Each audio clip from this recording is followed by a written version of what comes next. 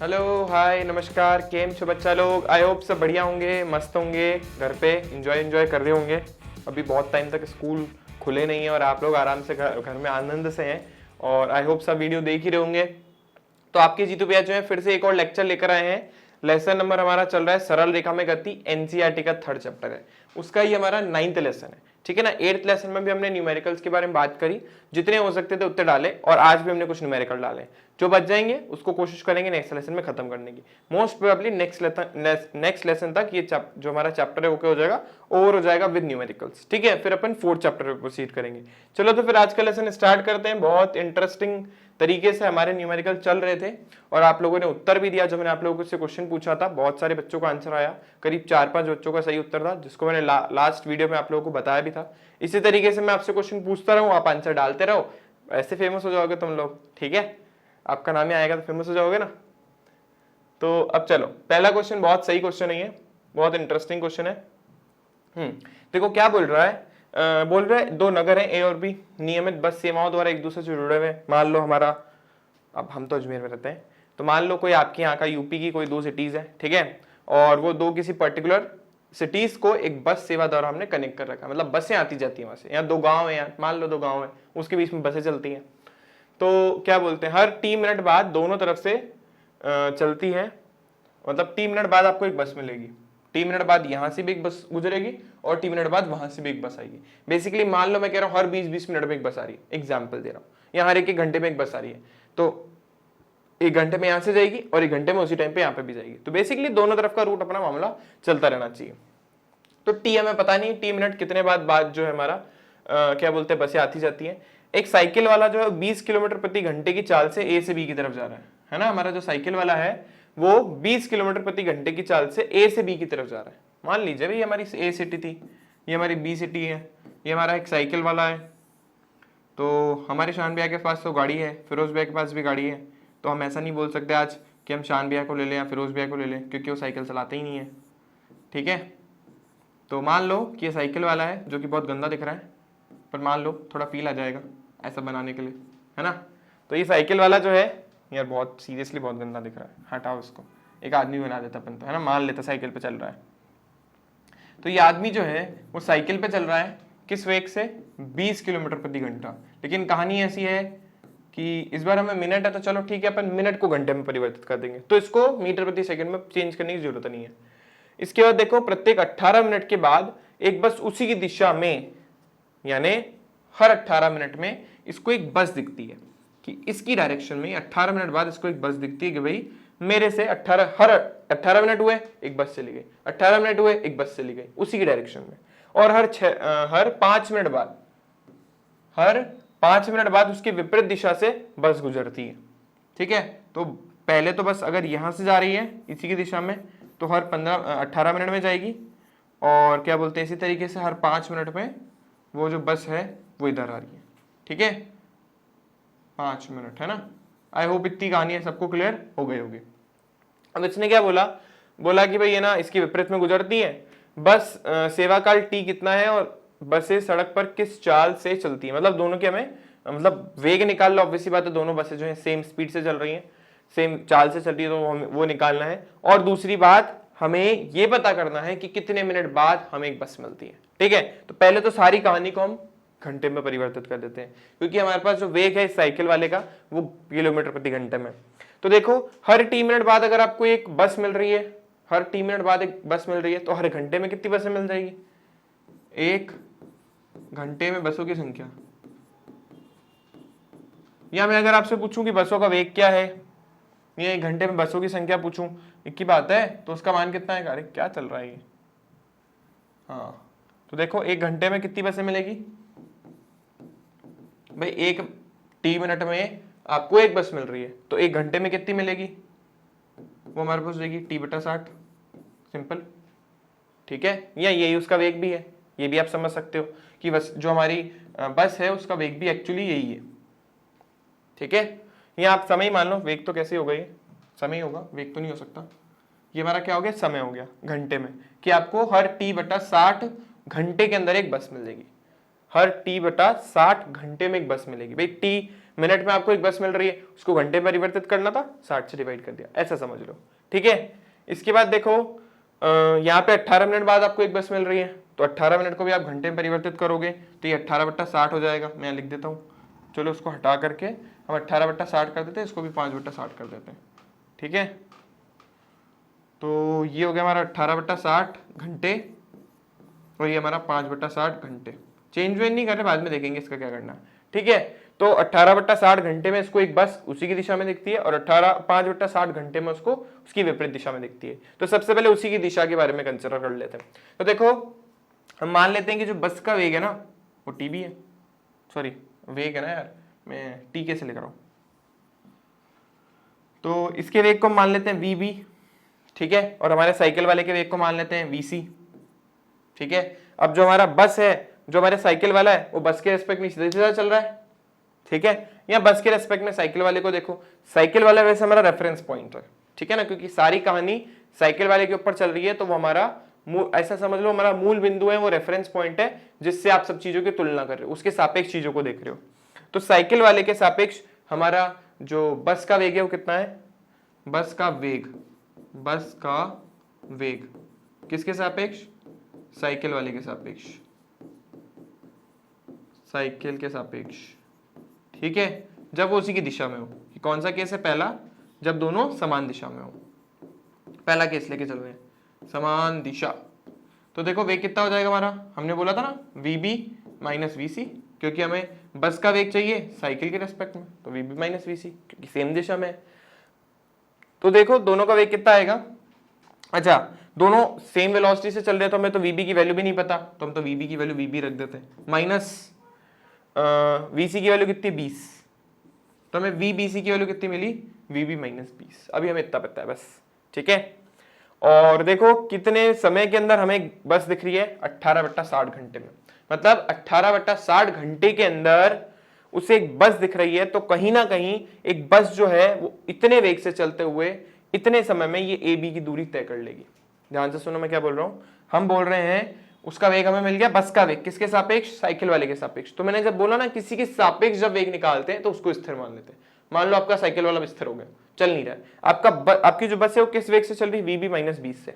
ठीक है, तो 18 मिनट के अंदर उस बार बार उसको 18 मिनट बाद दिख रही है ना, तो मतलब वो बस जो है वो 18 मिनट के अंदर A से B तक के बीच की दूरी तय कर रही है। तभी तो पीछे से एक और बस आ गई। भाई देखो बस कैसे आती है, जैसे यहां से बस निकली, ठीक है, जैसे यहाँ पे बस पहुंच गई ना, टी टाइम खत्म हो गया, एक बस यहां से यहाँ पे पहुंची, टी टाइम खत्म हुआ, टी टाइम बाद जैसे ये बस यहाँ पे पहुंची, ये बस यहाँ से निकल जाएगी, मतलब कॉन्टिन्यूसली वो चलता जा रहा है। बस यहाँ से निकली, वहां पहुंच गई, पहुंचते ही यहाँ से एक बस निकल जाएगी। ठीक है, तो कितना टाइम लग रहा था उसको, टी टाइम पीरियड लग रहा था, और कितने वेग से चल रही थी, VB वेग से चल रही थी। लेकिन साइकिल वाले के रेस्पेक्ट में इसका वेग कितना हो गया, VB माइनस 20। तो इसने कितनी दूरी तय करी, तो दूरी बराबर चाल गुणा समय। लेकिन इसकी चाल हम कौन सी लेंगे, जो सापेक्षित वेग वाली जो चाल थी वो, तो VBC और गुणा समय कितना है इसका, 18/60, तो ये 18/60 ये दूरी आ गई हमारे पास। ठीक है, ये दूरी किसमें है, किलोमीटर में। तो आई होप इतनी बात सबको क्लियर हो गई होगी। और यहाँ में से लिख सकते हैं VB माइनस 20 और गुणा 18/60। ये साइकिल, ये हमारी बस ने दूरी तय करी है, और यही दूरी नॉर्मल बस के लिए भी होनी चाहिए। बस VB वेग से चल रही है, कितना समय लगा रही है A से B तक जाने में, T मिनट, तो कितनी दूरी तय करेगी, इतने वेग से चल रही है और इतने मिनट लगा रही है, घंटे में परिवर्तित कर दो T/60 हो जाएगा। तो उस केस में दूरी कितनी आएगी, उस केस में दूरी आएगी, दूरी बराबर बस का वेग और गुणा बस द्वारा लिया गया समय। अब हम साइकिल वाले को कंसीडर नहीं कर रहे, हम नॉर्मल केस के बारे में बात कर रहे हैं, हटाओ साइकिल वाले को, हम बोल रहे हैं बस VB वेग से चल रही है, T समय लेगी, लेकिन घंटे में परिवर्तित के लिए 7 से गुणा कर दिया। अब ये कब का केस है, जब हमने साइकिल वाले को कंसीडर नहीं किया, और ये कब का केस है, जब हमने साइकिल वाले को कंसीडर किया। तो ये दूरी भी वही है, AB के बीच की दूरी, और जो पीछे लिखी थी वो भी दूरी वही है, AB के बीच की दूरी, तो दोनों बराबर होनी चाहिए कायदे से। तो दूरी दोनों बराबर कर दो, तो इसको 2 नंबर डाल दो इक्वेशन, समीकरण नंबर 2, इसको 1। ठीक है ना, आई होप इतनी बात सबको क्लियर हो गई होगी। क्योंकि 18 मिनट बाद हमें दिख रही है, इसका मतलब हर बस A से B तक जाने में 18 मिनट ले रही है, किसके सापेक्ष, साइकिल वाले के सापेक्ष। इसलिए यहाँ जो हमने वेग लिया है वो भी साइकिल वाले के सापेक्ष लिया है। आई होप क्लियर हो गया होगा। थोड़ा सा कंफ्यूजिंग क्वेश्चन है, इसलिए मैंने बोला था काफी इंटरेस्टिंग है। तो समीकरण 1 व 2 को बराबर कर दो, 1 व 2 से हमें क्या मिला, हमें मिला VB माइनस कितना था उसका वेग, हम गड़बड़े बहुत करते हैं लिखने में, BC है भाई, 20 गुणा 18/60 और वहां पे VB गुणा T/60। मैंने तो बोला ही था 60 से 60 कट जाएगा, इसलिए तो हमने बोला था मत काट, वो मत करो, कुछ भी मत करो, छिड़छाड़ी कट गया। देखो तो ये तो हमारा पहला समीकरण आया, क्योंकि इसमें दो अननोन चीजें हैं, दो अलग अलग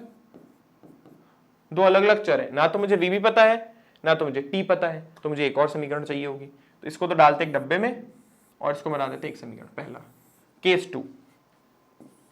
केस टू जब दोनों की दिशा क्या हो, विपरीत, मतलब आपकी जो बस है ना वो इस बार साइकिल वाला इस बार इधर से चल रहा है, 20 के वेग से ही चल रहा है, लेकिन अब बस कहां से आ रही है, बस आ रही है यहां से, उसकी विपरीत दिशा में, ठीक है ना। उसको हर 5 मिनट में एक बस दिख जाती है, चल तो ये VB इस रही है, लेकिन कितने मिनट बाद, हर 5 मिनट बाद उसको बस दिख जाती है, मतलब समय जो ले रही है बस वो 5/60 घंटे ले रही है। तो ऑब्वियस सी बात है कम टाइम क्यों ले रही है, क्योंकि दोनों का वेग जुड़ जाता है ना, विपरीत दिशा में दोनों का वेग क्या हो जाता है, जुड़ जाता है, तो जुड़ेगा ही, ठीक है। तो इस बार जब मैं आपकी बस का वेग लूंगा किसके सापेक्ष, साइकिल वाले के सापेक्ष, ये हमारा VC है, तो इस बार ये क्या हो जाएंगे, दोनों जुड़ जाएंगे, क्योंकि दोनों की दिशा क्या है, समान है। दूरी कितनी तय करी उसने, दूरी बराबर चाल गुणा समय। तो बस को B से A तक आने में कितना समय लग रहा है, जब वो साइकिल वाले के सापेक्ष देख रहे हैं तो ये गुणा कैसे लिख दिया हमने बीच में, तो बस वाले को साइकिल वाले के सापेक्ष A से B तक जाने में कितना समय लग रहा है, 5 मिनट, तो ये आ गई दूरी। देखो सिंपल सा लॉजिक है, मुझे पता है काफी सारे बच्चे कंफ्यूज होंगे अभी भी इसमें, बहुत सिंपल सा लॉजिक है। एक केस वो है जब हमने साइकिल वाले को नहीं लिया, तब उस केस में कितना समय लग रहा है उसको, सॉरी कितनी दूरी उसने तय करी, VB वेग से चल रही है और समय T/60, ठीक है। इस केस को रखते हैं साइड में, ये अननेचुरल केस है। अब साइकिल वाले को कहानी में उठा के ले आए, जब साइकिल वाला चल रहा है, मैं उसकी दिशा में चल रहा हूं, तो मैं एक बस हूं और मैं साइकिल वाले की दिशा में चल रहा हूं, तो मेरा वेग उसके सापेक्ष कितना, मेरा वेग माइनस उसका वेग, क्योंकि दोनों की दिशा सेम है, तो मुझे आपेक्षित वेग मिल गया, ठीक है। अब हर 15 मिनट में मैं उसको पार कर करके चला जाता हूं, मतलब मुझे A से B तक जाने में साइकिल वाले के सापेक्ष कितना समय लग रहा है, 18 मिनट, वो ये रहा, ये वाले केस में किया। और दूसरे वाले केस में साइकिल वाला ऐसे चल रहा है और मैं उल्टा ऐसे आ रहा हूं, ठीक है, तो इस केस में वेग जुड़ेगा, ये रहा, तो मेरा साइकिल वाले के सापेक्ष वेग हुआ ये, ठीक है, और मैं हर 5 मिनट में उसको क्रॉस करके जा रहा हूं, मुझे B से या A से दूसरे पॉइंट तक आने में 5 मिनट लग रहे हैं। आई होप इतनी बात सबको क्लियर हो गई होगी। अगेन यही दूरी वापस किसके बराबर होगी, जो उससे हमने नॉर्मली निकाली थी उसके बराबर कर दो, सिंपल, वही कहानी सेम। एक इक्वेशन आ गई ये, एक इक्वेशन आ गई ये, इसको डालो 3 नंबर, इसको डालो 4 नंबर, कर दो दोनों को डिवाइड या कंपेयर, जैसे आपकी दिल करे वैसे करो। अच्छा VC का वेग हमें यहाँ पे पता ही, तो रख देता हूँ मैं 20, मैंने लिखा नहीं है ना, साइकिल वाले का वेग तो पता ही है, ठीक है ना, तो दोनों को बराबर रख दो, आपका काम हो जाएगा।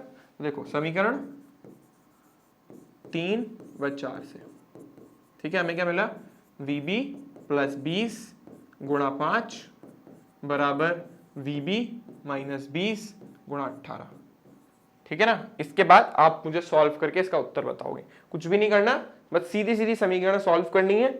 VB का मान आपको यहाँ से मिल ही जाएगा, जो मान आए उसको किसी भी एक समीकरण में टिका देना, या तो इस तीसरी वाली में या तो इस चौथी वाले में, उससे T का मान आ जाएगा। आई होप सबको क्लियर हो गया होगा, ठीक है। इसके बाद तो मैथमेटिक्स है, वो तो आप ही को करनी, 10th तक ये तो पढ़कर आए हो, ठीक है। तो जो भी आपका उत्तर है वो कमेंट कर देना। आई होप सबको ये क्वेश्चन क्लियर हो गया होगा।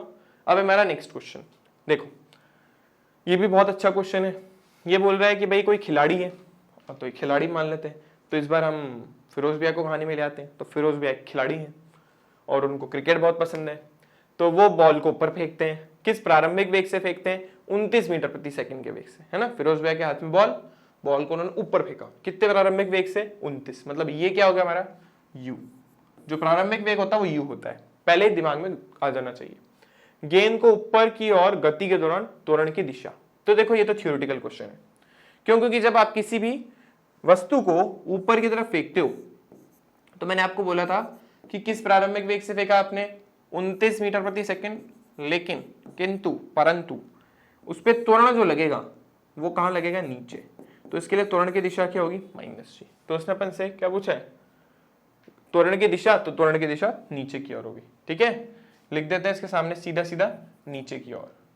त्वरण की दिशा कहाँ है, नीचे की ओर। ये मैं आपको बता चुका हूं है ना, जब वस्तु ऊपर की तरफ फेंकी जाती है तो त्वरण का लगता है गुरुत्वीय त्वरण नीचे, तो ये आ गया नीचे की ओर।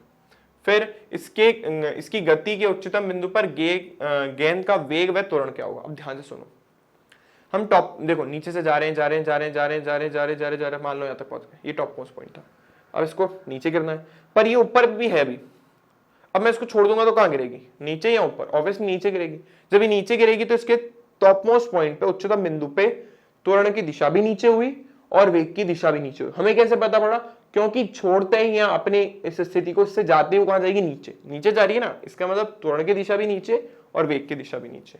तो हम यहाँ पे लिखेंगे उच्चतम बिंदु पर दिशा कहाँ होगी, नीचे की ओर, इसमें भी नीचे की ओर, डाउनवर्ड डायरेक्शन में। आई होप सबको इतनी बात क्लियर हो गई होगी, बेसिक सी चीज है। गेंद के उच्चतम बिंदु पर स्थान व समय को x बराबर t बराबर 0 चुनिए। ऊर्ध्वाधर नीचे की ओर दिशा को धनात्मक मानिए। गेंद की ऊपर की व नीचे की ओर गति के दौरान स्थिति, वेग व त्वरण के चिन्ह को बताइए। मतलब बहुत सारी चीजें पूछ ली उसने। ठीक है, तो उसने क्या बोला कि है ना, उच्चतम जो बिंदु है, मान लो गेंद चलते चलते चलते चलते चलते इस पॉइंट तक पहुंच गई, ये उच्चतम बिंदु, ये बॉल को अपने फेंका, ये इसका उच्चतम बिंदु है।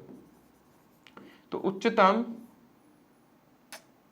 उच्चतम बिंदु के अंदर कहाँ गया हमारा उच्चतम बिंदु, हमने ऐसा लग रहा है कि हमने कुछ गड़बड़ लिख दिया। उच्चतम, अब ठीक है, उच्चतम बिंदु पे उसने बोला कि समय और स्थान, यानी इसमें x को भी 0 ही चुनना है और t को भी 0 मानना है। ठीक है, दोनों चीजें 0 है। चुनिए। ऊर्ध्वाधर नीचे की दिशा को हम धनात्मक मान रहे हैं, तो नीचे की डायरेक्शन को हमने कैसे माना, पॉजिटिव। तो ऑब्वियस ही बात है, इसके ऊपर वाली दिशा कैसे हो जाएगी, धनात्मक। ये धनात्मक, नीचे वाली धनात्मक और ऊपर वाली ऋणात्मक। ठीक है, को धनात्मक दिशा मानिए। गेंद की ऊपर की ओर व नीचे की ओर गति के दौरान वेग, त्वरण के चिन्ह को बताइए। अच्छा देखो, जब वस्तु नीचे से ऊपर जा रही है, जब वस्तु, ये थ्योरेटिकल क्वेश्चन है ना, सिर्फ थ्योरेटिकल, लास्ट वाला है सॉल्व करने के लिए बस। तो जब वो नीचे से ऊपर जा रही है, जब नीचे से ऊपर जाएगी, ठीक है, तो ध्यान से सुनिएगा, हमसे पूछा वेग, हमसे पूछा त्वरण, तो उसने बोला नीचे की दिशा को धनात्मक मानना है। तो जब नीचे से ऊपर जा रही है वस्तु, तो चिन्ह ऋणात्मक होगा, क्योंकि वस्तु नीचे थोड़ी ना आ रही है, वस्तु कहां जा रही है, ऊपर। तो जब वस्तु ऊपर जा रही है तो चिन्ह ऋणात्मक। देखो, लेकिन वेग की दिशा तो धनात्मक ही होगी, क्योंकि वस्तु जा तो ऊपर ही रही है,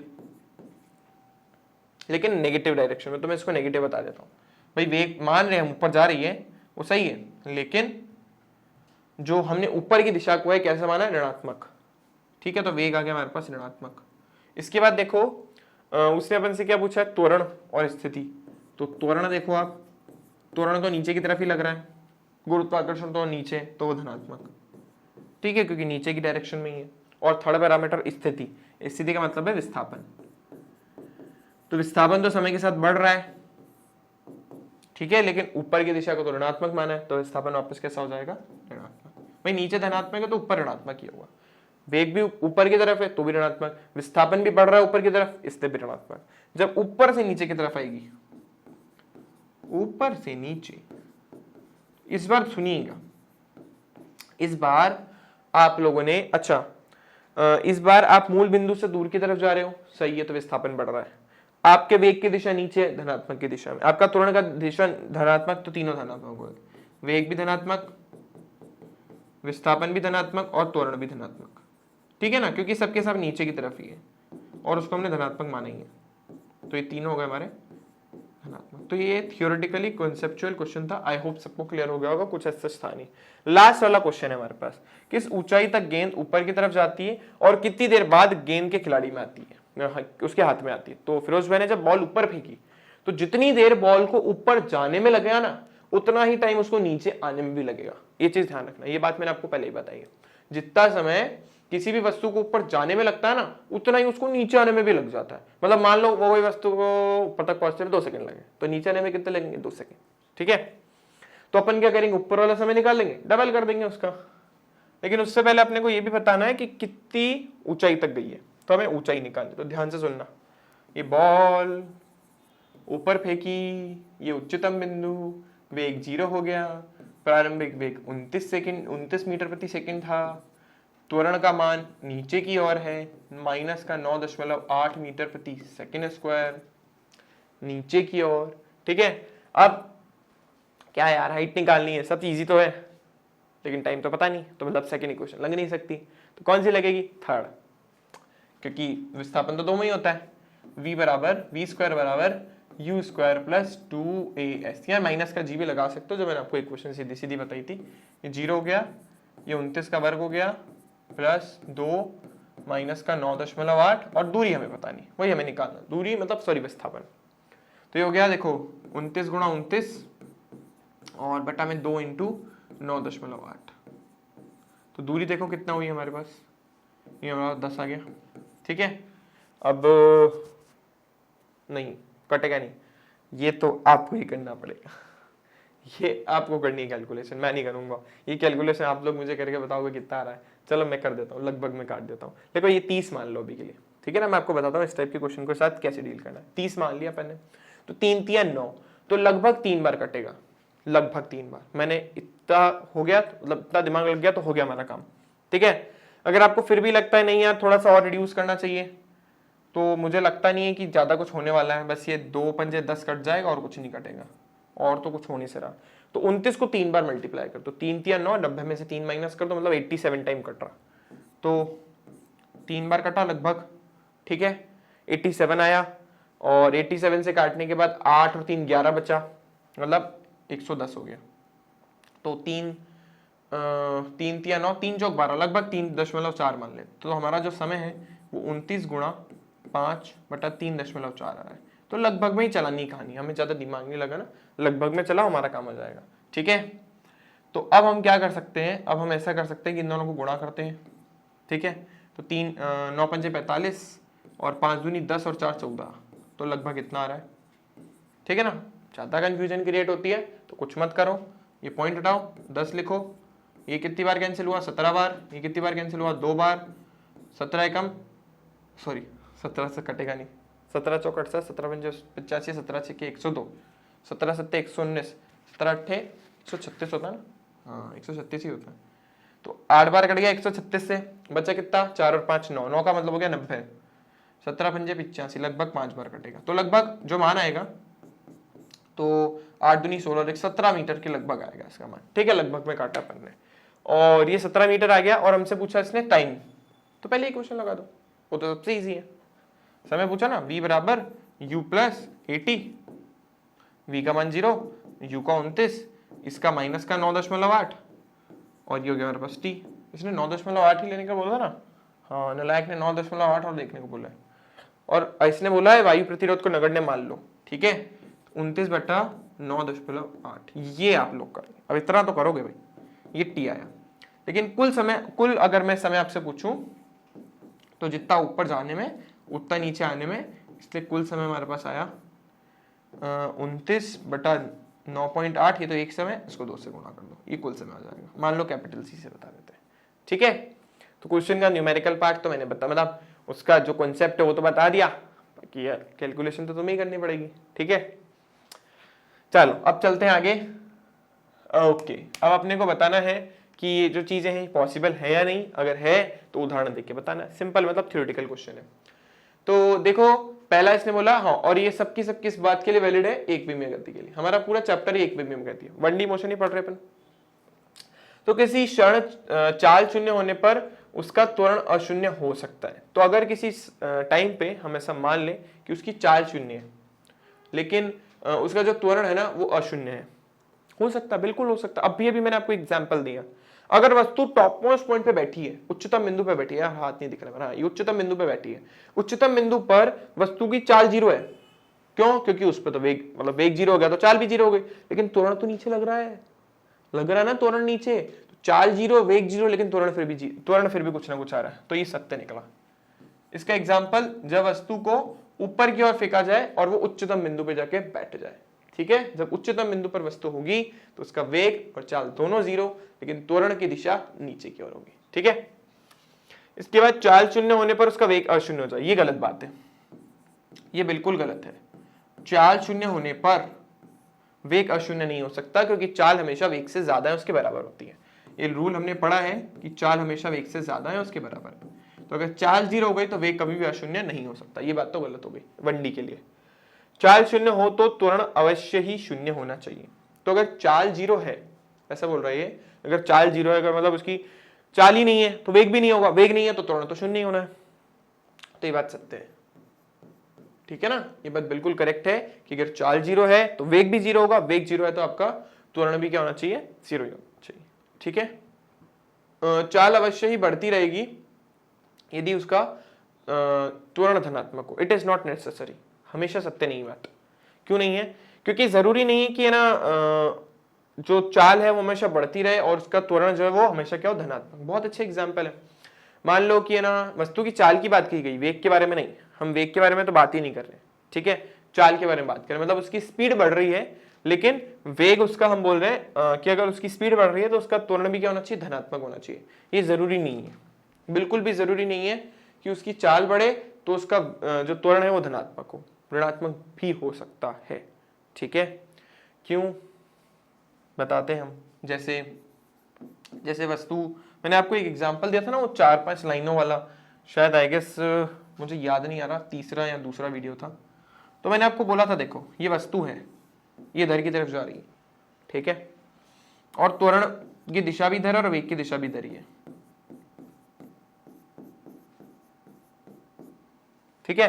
तो देखो इसमें त्वरण वो है, क्या बोलते हैं, ऋणात्मक। हमने माना त्वरण ऋणात्मक है, सही है। वेग भी बढ़ रहा है तो चाल भी बढ़ेगी, ठीक है। चाल कभी आपकी ऋणात्मक हो नहीं सकती, मतलब वो धनात्मक है। तो इस केस में देखो त्वरण आपका ऋणात्मक है, लेकिन फिर भी वस्तु की चाल बढ़ रही है क्योंकि उसका वेग बढ़ रहा है, ठीक है। इसलिए अपन बोल रहे हैं कि चाल बढ़े तो ये जरूरी नहीं है कि हमेशा त्वरण धनात्मक हो, ऋणात्मक भी हो सकता है। तो ये पूरी तरीके से वैलिड नहीं है, इसलिए इसको अपन असत्य बोल देते हैं, ठीक है ना भाई। इस केस में आपका त्वरण ऋणात्मक था, लेकिन फिर भी उसकी चाल बढ़ रही थी ना, जबकि बोल रहा है कि चाल बढ़े तो जरूरी ही है कि उसका जो त्वरण है वो धनात्मक हो, ऐसा जरूरी नहीं है। उसका त्वरण ऋणात्मक भी हो सकता है अगर उसकी चाल बढ़ रही है तो, ठीक है। अब चलो आगे, ये हमारा कुछ क्वेश्चन लायक है ना करने के। तो किसी गेंद को 90 मीटर की ऊंचाई से फर्श पर गिराया जाता है और फर्श पर गिरने के साथ प्रत्येक टक्कर में उसकी चाल 1/10 से कम हो जाती है। मतलब मान लो आपने 10 मीटर प्रति सेकंड से फेंका, इसने कितने से फेंका है, अच्छा 90 मीटर की ऊंचाई से फेंका, इसने तो बात ही नहीं बोली। तो मान लो 10 मीटर प्रति सेकंड के रफ्तार से आपने बॉल को फेंका, वो जमीन से टकराई, टकराने के बाद 1/10 भाग कम हो गया, मतलब अब वेग कितना, चाल कितनी रह गई, 9, मतलब वापस ऊपर 9 से जाएगी। फिर टकराई, फिर उसका 1/10% कम कर लो, मतलब 0.9 कम कर लो, आपको मिलेगा 8 दशमलव कितना आएगा, मतलब 9 में से आप 0.9 कम कर लो, ठीक है, तो 8.1 आ जाएगा। फिर वापस जाएगी, ये चीज चलती रहेगी। तो हमें इसने यही बोला कि हर ठप्पे के द्वारा, जब वो नीचे जमीन से टकराती है, हर बार ठप्पा खाती है तो 1/10 चाल उसकी कम हो जाती है, मतलब 9/10 बच जाती है, ठीक है ना। 1/10 कम हुई मतलब 9/10 बच गई। अभी देखो 90 मीटर की ऊंचाई से फेंका ना आपने उसको, ये है हमारा 90 मीटर, ठीक है। ये 90 मीटर की ऊंचाई से आपने बॉल को फेंका।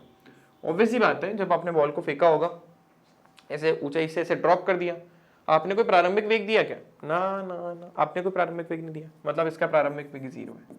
जब तक क्वेश्चन में नहीं गिवन हम 0 ही मान के चलेंगे, ठीक है। अभी उसके ऊपर गुरुत्वीय त्वरण कितना लग रहा है, अच्छा दे ही नहीं रखा तो हम 10 मान लेते हैं, हमारी इच्छा, प्लस का 10 मीटर प्रति सेकंड स्क्वायर, ठीक है। और समय हमें दे रखा है, अच्छा समय ये तो इसके लिए ग्राफ बनाना है, बात की बात है, लेकिन हम देख लेते हैं पहले कि जब वो धरती पे गिरेगी तो उसका अंतिम वेग क्या होगा, क्योंकि इस बार अंतिम वेग 0 नहीं होगा, ध्यान रखना। जब वो धरती पे गिर रही है तो जिस प्रारंभिक वेग से आप उसको ऊपर फेंकते हो उसी वेग से वो नीचे आती है, लेकिन कहानी यहाँ पे उल्टी, यहाँ पे आप ऊपर से नीचे फेंक रहे हो डायरेक्टली उसको, ठीक है। तो हमें इस बार अंतिम वेग निकालना, 0 नहीं होता कभी भी अंतिम वेग, ध्यान रखना। तो u है, a है, s है, सब है, तो हमारे पास s बराबर ut प्लस, नहीं v चाहिए ना, थर्ड लगाएंगे, v स्क्वायर बराबर u स्क्वायर प्लस 2as। ये पता नहीं है, ये तो 0 ही हो गई, और ये 2 गुणा, ये हो गई हमारी 10 और ये हो गया हमारे पास 90, ठीक है। वही कठिनाइयाँ है जीवन में।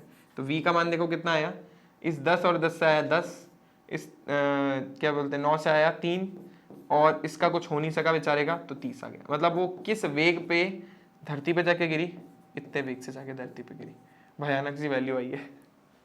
कितनी भयानक माना है, हमने तो सोचा कोई सीधा सीधा माना जाएगा। तो जब वो धरती पे पहली बार गिरी तो उसका वेग ये था, ठीक है। तो समझिए, जब वो पहली बार गिरी, तो जब वो पहली बार से वापस थप्पा खा के जब ऊपर जाएगी, मैं यहाँ पे बता देता हूँ भाई, इस वेग से धरती पे गिरी, तो जब थप्पा खा के ऊपर वापस जाएगी, सीधी ऊपर ही जानी है, थप्पा खा के जाएगी तो इसका 1/10 कम हो जाएगा। जब किसी में से आप 1/10 निकाल देते हो तो कितना बचता है, 9/10। तो आपको इस वेग का 9/10 निकालना है। तो ये क्या बोलते हैं, क्या बोलेंगे उसको, क्या लिखा है उसमें, टक्कर के पश्चात। थप्पा तो लिख नहीं सकते ना, तो पहली टक्कर के पश्चात, पहली टक्कर के पश्चात उसका वेग उसकी चाल कितनी हो जाएगी, चाल जो है जो भी हमारा है उसका 9/10 हो जाएगा। अरे गुणा क्यों लगा रहे हैं हम, हाँ तो कितना हो गया 9/10 किसका, 30/√2 का, ठीक है। तो ये कटा 9×27√2, ये इतना वेग उसका हो जाएगा, मतलब 30 से 27 के आसपास उसका वेग हो गया। 1/10 कम करना था, हो गया 30। अभी 27 का वापस आप 1/10 का मतलब 9/10 निकाल देना, ऐसा होता रहेगा। तो अगली बार जब ऊपर जाएगी तो इतने वेग से जाएगी, ठीक है। तो ऊपर कितनी अधिकतम दूरी तक वो जा सकती है जब उसका अंतिम वेग 0 हो जाएगा। मतलब हम अब हमें को क्या निकालना, अपने को निकालना है कि ऊपर जाने में उसने अच्छा हमें जो ग्राफ भी तो बनाना है इसमें, तो ग्राफ के लिए आपको टाइम चाहिए होगा, टाइम और स्पीड दोनों चाहिए होगी। तो स्पीड तो हमें पता चल गई कि जब नीचे पहली बार वो आई, जब ऊपर से नीचे आपने उसको फेंका तो पहले उसका वेग क्या था, 0। धीरे धीरे उसका वेग बढ़ रहा था, फिर टॉप मोस्ट पॉइंट तक वो मतलब नीचे गिरी तो भी उसका कुछ ना कुछ वेग आया होगा, ये अधिकतम वेग पहुंचा, ठीक है। उसके बाद उसका वेग ड्रॉप हो गया, जब वो नीचे गिरी थी तो वेग इतना हो गया, और फिर वापस वो धीरे धीरे कम होना स्टार्ट हो गया, ठीक है ना। वेग धीरे धीरे वापस कम क्यों हो रहा है, वेग कम हो रहा है तो चाल भी कम होनी है, ठीक है। क्योंकि जब वो ऊपर की तरफ जा रही तो ऑब्वियसली उसका वेग तो कम होना ही है।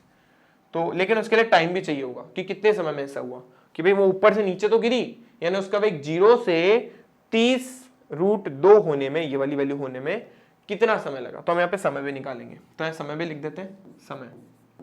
तो देखो सिंपल है यार, v है तुम्हारे पास और a है तुम्हारे पास, u है तुम्हारे पास, फर्स्ट इक्वेशन लगा दो, आराम से निकल आएगा। तो v बराबर u प्लस at, तो t का मान कितना आया, v/a। v कितना है हमारे पास, 30√2, और हमें पता ही है ये तो 10 ही था, तो समय कितना लगा, लगभग 3√2। ये टाइम लगा है उसको ऊपर से नीचे गिरने में। तो मैं पहले ग्राफ बना देता हूँ ताकि आपको थोड़ा सा क्लियरिफिकेशन हो जाए कि हम एक्चुअली क्या कर रहे हैं। अरे यार हमने छोड़ी नहीं कि इसके लिए जगह, तो गड़बड़ वाली बात हो गई। यहाँ पे हम ग्राफ बना सकते हैं क्योंकि हमें जगह तो चाहिए। ये वाला क्वेश्चन का पार्ट नहीं है ना, ऐसा नहीं आप समझो कि क्वेश्चन का पार्ट है, ये एक्चुअली जगह की थोड़ी कमी है, हमने शीट रखना भूल गए, इसलिए उसका ग्राफ इस पे बना रहा हूँ। इस काल्पनिक घटना का उस काल्पनिक घटना से कोई संबंध नहीं है, ठीक है। मतलब इस प्रश्न का उस प्रश्न से कोई संबंध नहीं है भाई। ये चाल है हमारी मीटर प्रति सेकंड में और ये हमारा समय है सेकंड में। तो देखो ध्यान से सुनो, सबसे पहले वस्तु का वेग 0 था, लेकिन इतने समय में 3√2 में उसका वेग बढ़ के चाल बढ़ करके 30√2 हो जाती है। तो ये बड़ी बड़ी बड़ी बड़ी बड़ी बड़ी कहां तक बढ़ी, 30√2, ठीक है। कितने समय में बढ़ी, कितना समय यार, 3√2, यानी ये समय 3√2।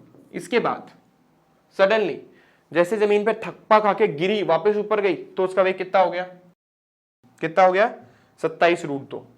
यानी सडनली उसका वेग ड्रॉप होके इसी समय पर उसका वेग 27√2 हो गया। अब अगली बार वापस उसको ऊपर जाना है, ठीक है ना।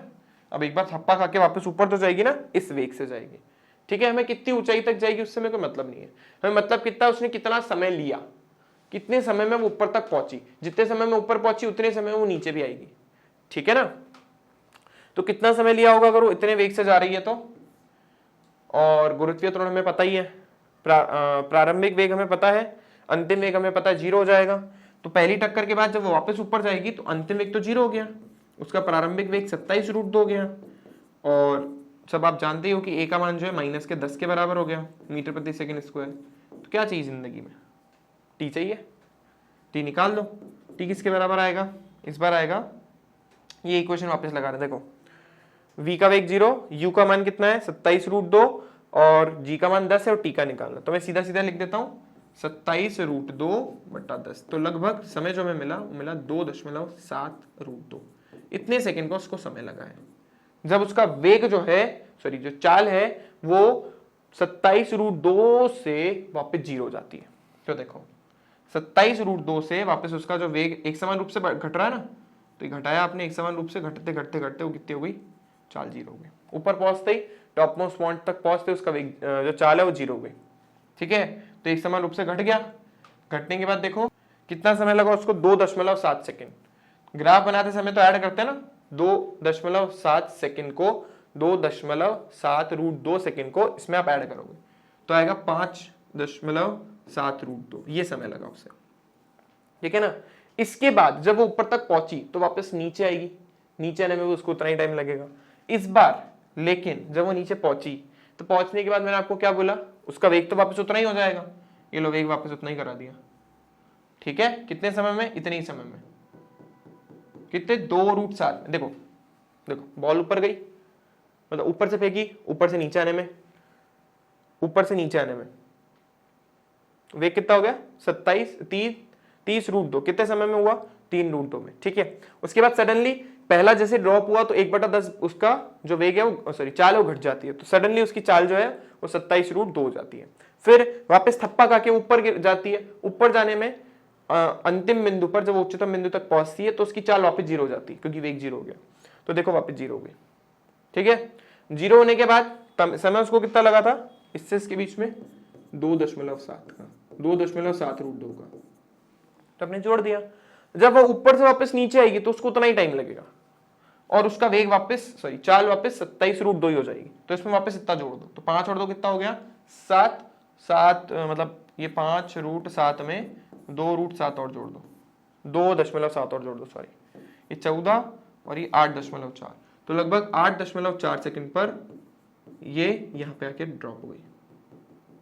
ठीक है, लेकिन इसी समय उसकी 1/10 वेग चाल और घट गई, जैसे यहाँ पे घटी थी। तो ये कितनी पहुंची थी उसकी, 27√2। इसका 9/10 निकाल लो वापस। थोड़ा सा कॉम्प्लिकेटेड नहीं, काफी कॉम्प्लिकेटेड है, मानता हूं मैं आपकी बात, भयानक प्रश्न तो है ही, पर कुछ कर नहीं सकते हम।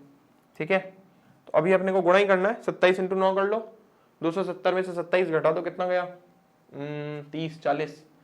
3 और कम करो, कितना बचेगा, अरे यार चल गुणा ही कर लेते हैं यार, मैं गड़बड़ बहुत करता हूँ।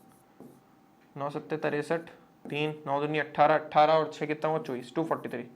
यार ये तो मुझे पता था, 9 का वही तो था। इस वेग का हमें 9/10 निकालना था, दोनों को गुणा करा, 24.3 आ रहा है इसका मान। तो 24.3√2 ये नया वेग है हमारा। तो इसी समय इसका वेग ड्रॉप होकर इतना हो जाता है ना। पहले वही सेम कहानी चलेगी, अब सेम तरीके से इसको सॉल्व करोगे। ठीक है ना, वापस उतने ही वेग तक पहुंचेगा ये, फिर वापस ड्रॉप होगी, सेम कहानी। ऐसा ग्राफ, अजीब सा ही ग्राफ बनेगा। ठीक है ना, आई होप सबको इतनी बात क्लियर हो गई होगी। बहुत कॉम्प्लिकेटेड क्वेश्चन है, वैसे एग्जाम में आने के चांसेस थोड़े कम ही रहते हैं ऐसे क्वेश्चन के। चलो फिर आगे चलते हैं हम। ठीक है, अभी इसने 12 सेकंड तक ग्राफ खींचने के लिए देखा है, तो आप थोड़ा सा खींच के छोड़ देना। ठीक है, चलो अब आते हैं अपन नेक्स्ट क्वेश्चन पे। ये भी बहुत सही क्वेश्चन है। इसके बाद तो थ्योरेटिकल क्वेश्चन है, हो जाएंगे जल्दी। तो कोई व्यक्ति अपने घर से सीधी सड़क पर 5 किलोमीटर प्रति घंटे की चाल से 2.5 किलोमीटर दूर बाजार तक पैदल चल के जाता है। ऐसे क्वेश्चन एग्जाम में आ सकते हैं, बहुत इजी होते हैं क्योंकि, परंतु बाजार बंद देखकर उसी क्षण वह वापस मुड़ जाता है। और क्योंकि जितनी उससे आया था यार आराम से चलते बाजार, अब फिर घर पे शो चालू होने वाला है, तो इतने वेग से चल गया उतनी दूरी। तो अपने घर पे पहुंचा, 0 से 30 मिनट तक, 0 से 50 मिनट तक और 0 से 40 मिनट की अवधि में उस व्यक्ति का माध्य वेग मतलब औसत वेग, माध्य चाल मतलब औसत चाल आपको निकालनी है। तो देखो सीधी सीधी सी लॉजिक वाली बातें हैं, कुछ बड़ी बात तो है नहीं। आपका घर, होम, बाजार मतलब मार्केट, दोनों के बीच की दूरी 2.5 किलोमीटर। ठीक है, सही है, आराम से हो गया। अब जब गया तो कितना समय लिया, होम से मार्केट तक जाने में समय जो उसे लगा है, मार्केट है हमारा 2.5 किलोमीटर दूर, और क्या बोलते हैं समय उसे लगा है 30 मिनट। कहाँ गया 30 मिनट, कैसे निकाला अपन ने, 5 से डिवाइड कर दिया, और क्या, समय बराबर दूरी बटा चाल, तो 30 मिनट उसको लगभग लगे हैं। तो 30 मिनट में उसका, क्योंकि 0 से 30 तक उसने औसत वेग और औसत चाल पूछी तो दोनों सेम ही रहेंगे। ठीक है, जब वो घर से वापस, मार्केट से वापस होम तक आता है, जब समय कितना लगेगा, समय बराबर दूरी कितनी थी 2.5 और समय कितना था, सॉरी वेग कितना था 7.5। सॉल्व करोगे तो 1/3 घंटे लगेंगे। ठीक है ना, यहाँ पे 0.5 बच रहा था, इसको सॉल्व करा तो 0.5 बच रहा था, 0.5 घंटे उसको 30 मिनट में कन्वर्ट कर लिया और 1/3 घंटे बच रहे हैं। इसको आप मिनट में कन्वर्ट करोगे तो 60 से गुणा करना पड़ेगा, तो आ गया हमारे पास 20 मिनट। अच्छा, ऊपर अपन ने क्या किया, ऊपर अपन ने 2.5/2 किया तो 1/2 घंटे आया, उसको मिनट में कन्वर्ट करा 60 से गुणा करके तो 30 मिनट बन गया। मतलब 30 मिनट में मार्केट जाता है और 20 मिनट में वापस आ जाता है, टोटल 50 मिनट उसको लग रहे हैं। ठीक है, तो सबसे पहले तो 0 से 30 के बारे में बात कर लेते हैं। ठीक है ना, 0 से 30 मिनट के लिए, तो इस वाले के लिए तो देखो उसी डायरेक्शन में जा रहा है वापस, तो कोई फर्क नहीं पड़ रहा। तो औसत हमारा चाल भी वही और औसत वेग भी वही, कुल दूरी बटा कुल समय और उसमें कुल विस्थापन बटा कुल समय, तो कोई फर्क नहीं पड़ना क्योंकि मार्केट पहुंच गया, वो दोनों सेम ही आएंगे। कितने आएंगे, जिस वेग, जो उसका वेग है एक्चुअली, आप चाहो तो निकाल, अरे यार थोड़ा गड़बड़ हो रहा है, मैं इतना ही लिख देता हूँ। हाँ, औसत चाल, तो दोनों बराबर ही हैं और दोनों कितने के बराबर आएंगे, कितनी चाल थी उसकी 5 किलोमीटर। आप चाहो तो निकाल लो, कुल दूरी बटा कुल समय, कुल दूरी है 2.5, समय उसको लगा है 30 मिनट, तो जिस वेग से वो गया था वही उसका औसत होगा। मतलब इसका आंसर निकालने की जरूरत नहीं है, 5 किलोमीटर प्रति घंटा ही आएगा, तो इसमें ज्यादा दिमाग लगाने वाला काम नहीं है। ठीक है ना, अब आते हैं आगे 0 से 50 मिनट तक। 0 से 50 मिनट तक औसत वेग 0 आएगा क्योंकि कुल विस्थापन ही 0 है, घर पहुंच गया ना वापस, तो औसत वेग तो सीधा सीधा 0 है। लेकिन औसत हमें चाल निकालनी है, औसत चाल के लिए क्या करते हैं, कुल दूरी बटा कुल समय। कुल दूरी कितनी करी उसने, 2.5 जाने में 2.5 आने में, मतलब 5, और समय कितना लगा उसे 50 मिनट। 50 मिनट का मतलब 50/60, क्योंकि ये जो दूरी है आपकी 1 किलोमीटर में है। ठीक है, सॉल्व कर लो, ये से कटा 10 आ गया, ये से कटा, यानी उत्तर हमारे पास आ गया 6 किलोमीटर प्रति घंटा। आई होप सबको क्लियर हो गया होगा। थर्ड पार्ट 40 मीटर वाला इंटरेस्टिंग है। देखो घर यहां पे क्या 30 मिनट लगे, तो 20 मिनट में घर पहुंच रहा है, तो कहीं ना एक समान रूप से चल पहुंच रहा है ना, तो मतलब कहीं ना कहीं 40 मिनट में वो घर और मार्केट में बीच में खड़ा होगा। तो देखो औसत वेग निकाल लेते हैं। औसत वेग का मतलब होता है विस्थापन बटा समय।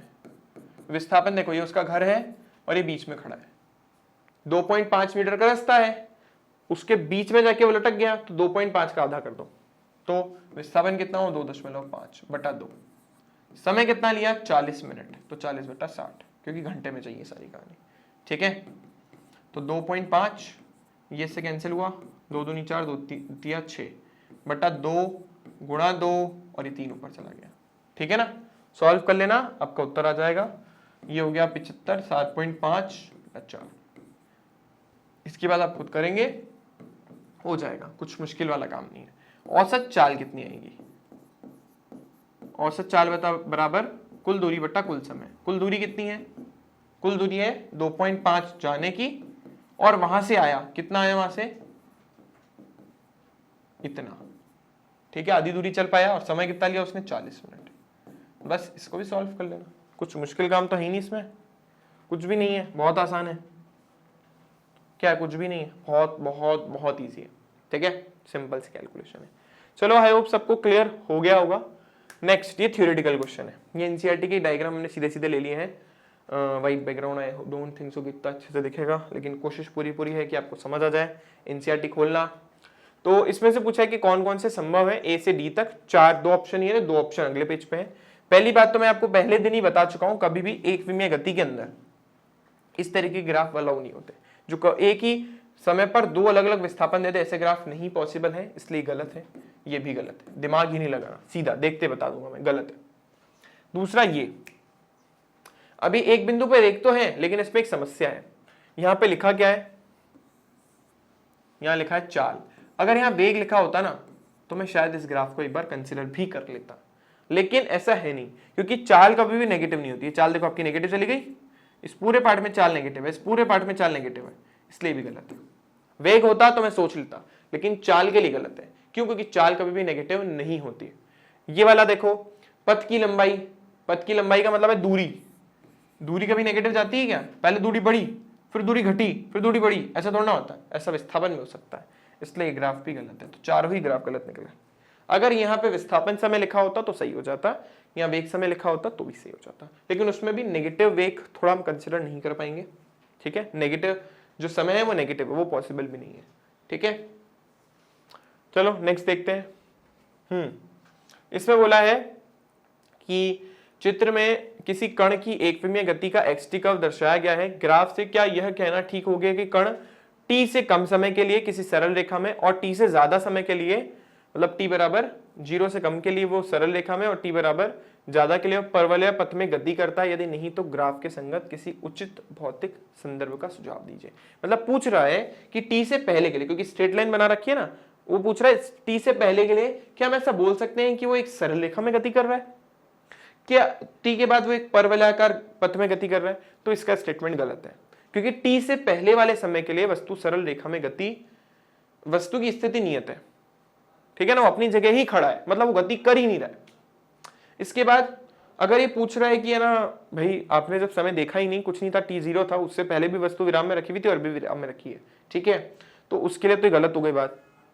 तो ये पूछ रहा है कि अगर ये बात गलत है तो आप बताओ कि कौन सी भौतिक संदर्भ में, मतलब कौन सी ऐसी पॉसिबिलिटी है, कौन सा ऐसा फिजिकल फिनोमेना है, भौतिक परिघटना है जिससे आप इसको दर्शा सकते हो। तो देखो अब जरा थोड़ा सा ऑब्जर्व करो, क्योंकि ये विस्थापन समय ग्राफ है और इसका त्वरण धनात्मक है। देखो ना, त्वरण धनात्मक है इसका। क्यों? क्योंकि ये स्लोप ऊपर की तरफ है ना, मैंने आपको बताया था ऐसे पैराबोला खुले तो त्वरण धनात्मक होता है, इसका त्वरण धनात्मक है। और वेग भी देखो बढ़ रहा है, क्योंकि वेग जो है आपका, स्लोप जो है वो थीटा का मान 90 से कम है। और ऐसा जब त्वरण आपका धनात्मक है और वेग जो है आपका बढ़ रहा हो, वो तभी अच्छा होता है जब आप ऊपर से नीचे किसी वस्तु को फेंक रहे हो। लेकिन मान लो इसमें ग्राफ अगर ऐसा बना होता, मान लो अगर ग्राफ इसमें कुछ इस तरीके का होता, कुछ ऐसा, तो अपन उल्टा बोलते। ठीक है ना, उस केस में अपन बोलते कि है ना, नहीं कुछ ऐसा नहीं, चलो मैं आप लोगों के लिए थोड़ा चेंज करता हूं। चलो ठीक है, लेकिन इसमें वेग हमारा ऋणात्मक नहीं आ पाएगा, मतलब वेग जो है हमारा वो भी धनात्मक, नहीं वेग ठीक है सही बनाया हमने, सही, कोई गलत नहीं है। तो देखो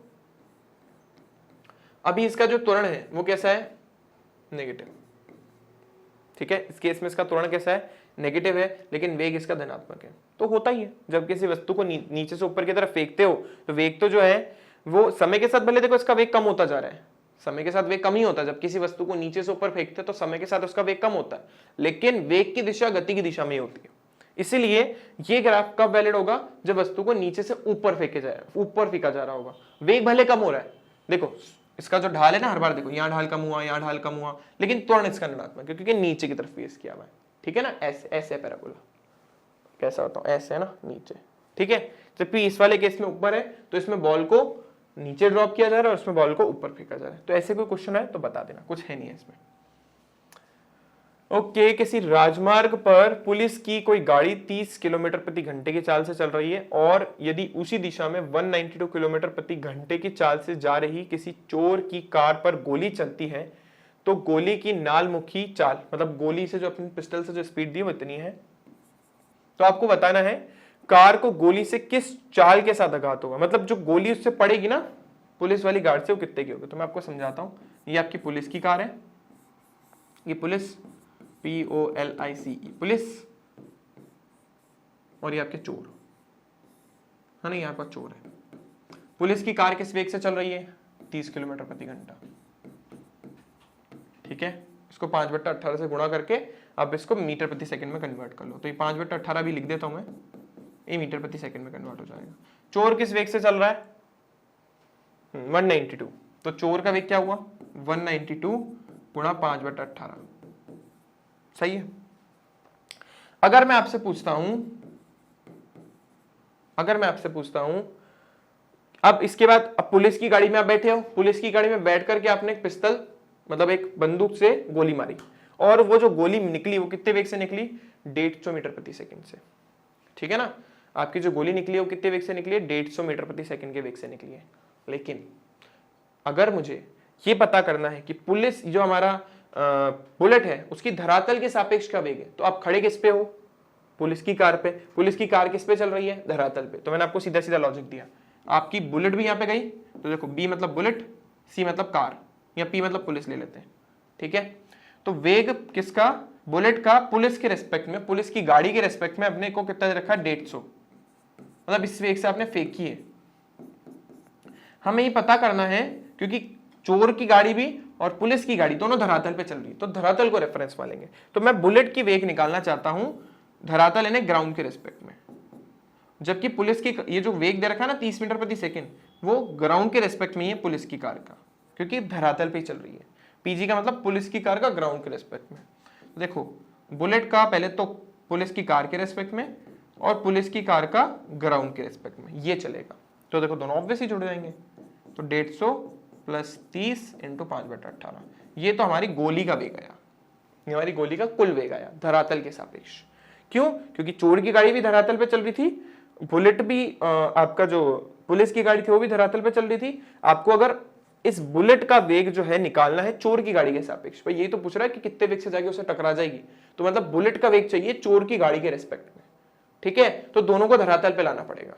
फिर इसका पुलिस की कार का काम खत्म, क्योंकि हमने बुलेट का वेग मतलब ये जो बंदूक की गोली निकली है उसका वेग धरातल के सापेक्ष निकाल दिया है।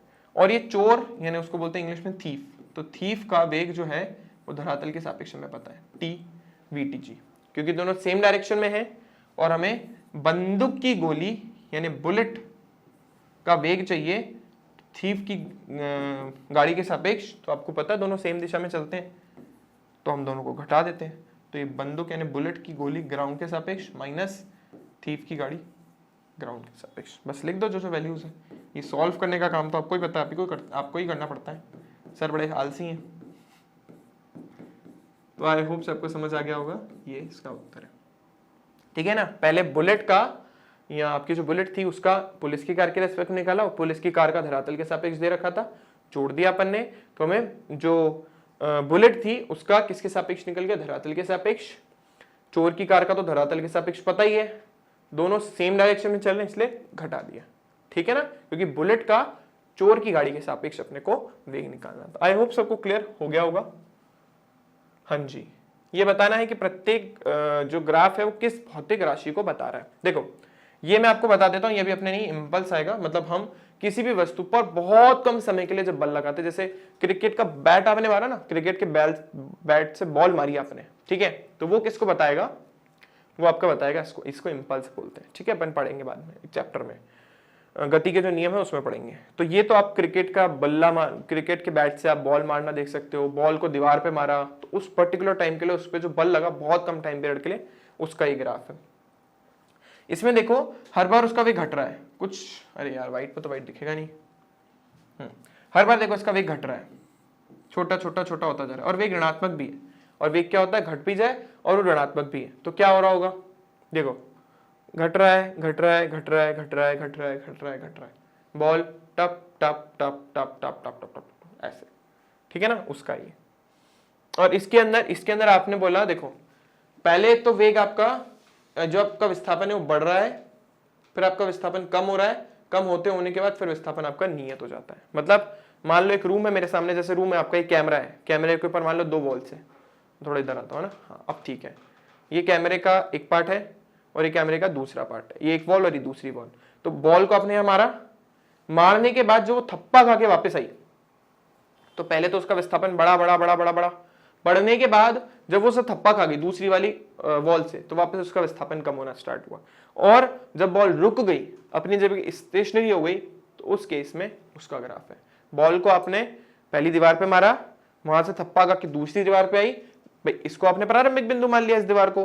तो जब आपने इधर मारा था, ठीक है ना, जब आपने इधर मारा था मारने, इस केस को नहीं लेना, जैसे वो टकरा के वापस आई ना, तो आपका विस्थापन बढ़ने लग गया।